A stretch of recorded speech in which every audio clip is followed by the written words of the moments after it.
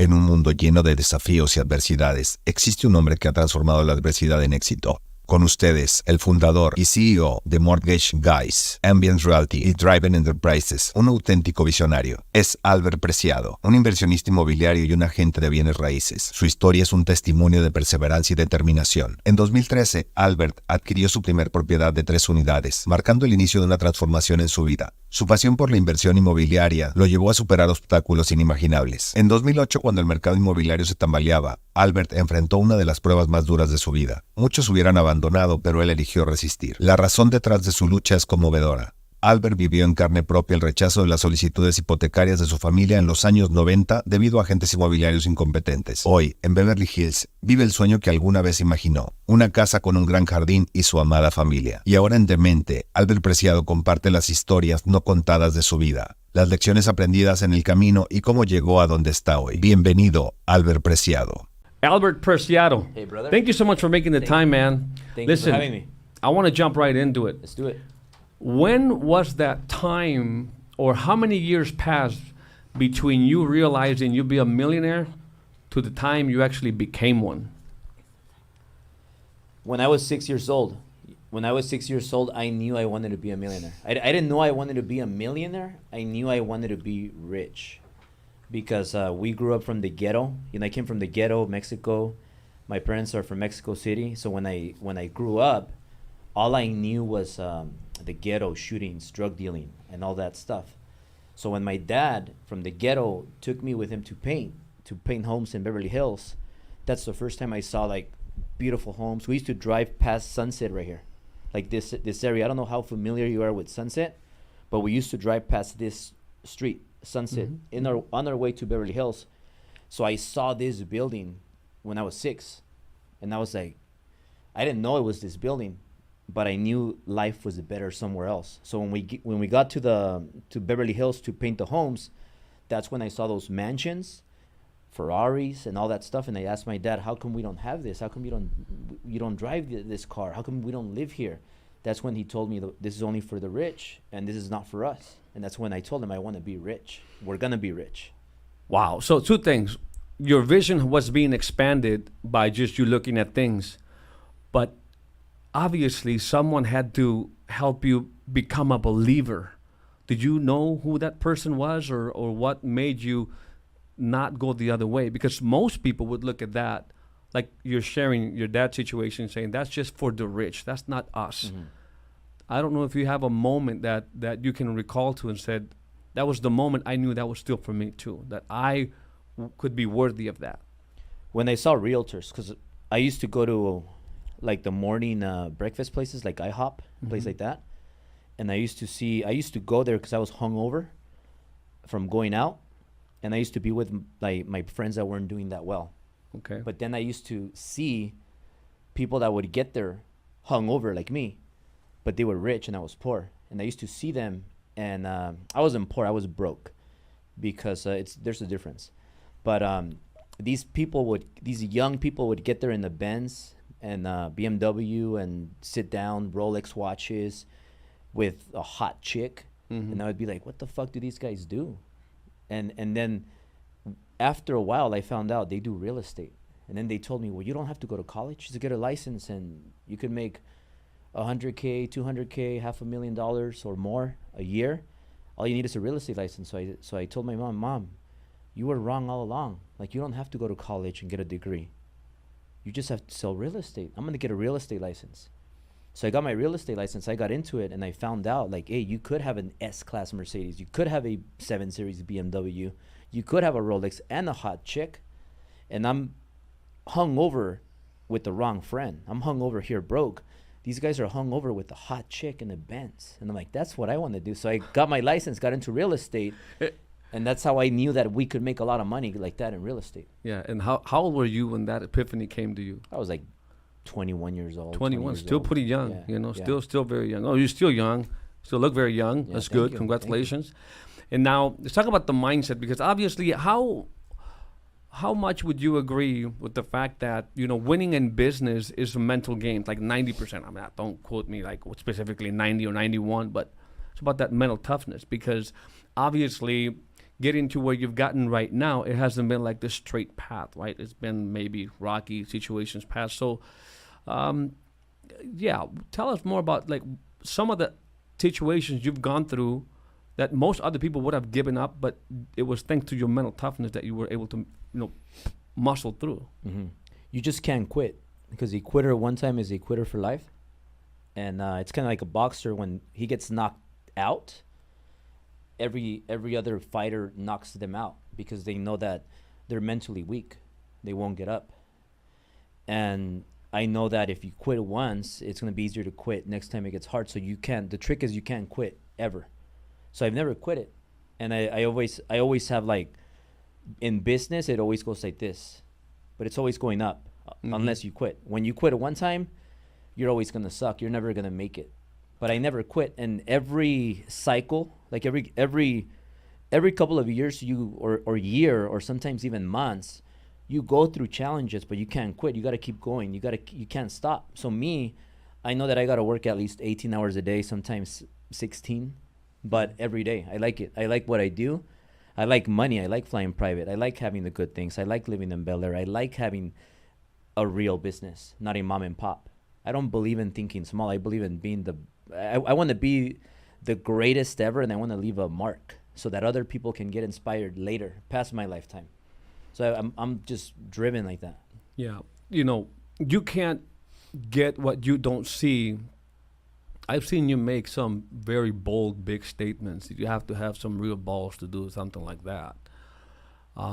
Obviously, that's why I started with the first question. When did you first visualize yourself as a millionaire before becoming one, right? And so who's expanding your vision today? Because what I've learned is that no matter how smart you are, you can't expand your own vision. So who expands your visions today? Elon Musk. I want to be bigger than him. I want to have a company that's worth 300 billion, a trillion. I think big. Like I don't compare myself to people that are below me or like me. I compare myself with, I have a mortgage company. There's only two companies I look up to: Rocket Mortgage and UWM, the two biggest ones. I have a real estate company. The only companies I look up to: Keller Williams, Coldwell Banker, Remax. I have a Driven Enterprises. The only person I look up to in that space is Tony Robbins. Like I believe I'm going to be bigger than Tony Robbins. Wow. And I compare myself to the best of the best. I don't care what people think. People have always made fun of me or thought I was crazy, but nobody in mortgage, no mortgage broker in the US has a better headquarters than we have. None. Show me one. I can attest to that. I was pretty impressed walking in. Looks like a very cool operation. And I'm a young Mexican. This is what a Latino can do. So if you're Arriba watching Mexico. A huevo. Claro que sí. No, and I say it in the humble way though. By the way, I understand. Like I say it because everybody counted me out, and look who's still standing. Look who's still growing. When the recession happened, mortgage and real estate people, they contracted. I said we're gonna expand. Oh, but what if this happens? I don't care, because I know that I can't lose if I don't quit. Yeah. But I want to add something to that. Arriba los latinos, arriba los hispanos, arriba los inmigrantes. Lo están rompiendo, right? Like we're really eating most of the new Americans, the new generations eating, and this is not me saying, it's a statistic, is we're eating the maybe second, third generation Americans lunch. Yeah. Anyways, so to wrap it up, because you're tight on time and all, there's a lot to talk about, but maybe to wrap it up is, you talk about mental toughness and values, like going to where you are now, from where you are now to where you want to go. Obviously, you know that whatever you've done to right now, it's not going to get you to where you want to go, right? Have you identified those things yet? That you know, like, I got to do this to get there. Yeah. There's only one thing that I got to do right now to grow the two companies that I'm going to exit on. So we're selling two companies in the next 3 to 4 years. I think we could do it in 3 years, and I'm looking to sell for $1 billion.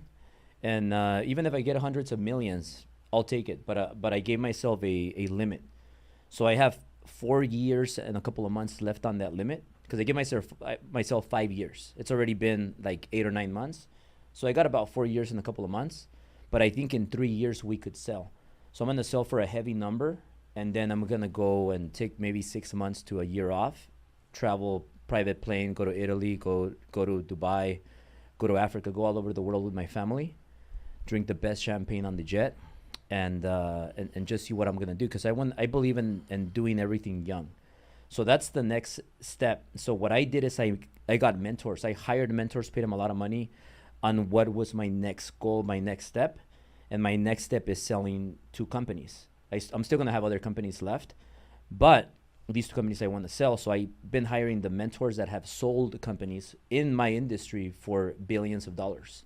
So I know what my only step right now, we build the infrastructure. We have all these departments. We have all the employees.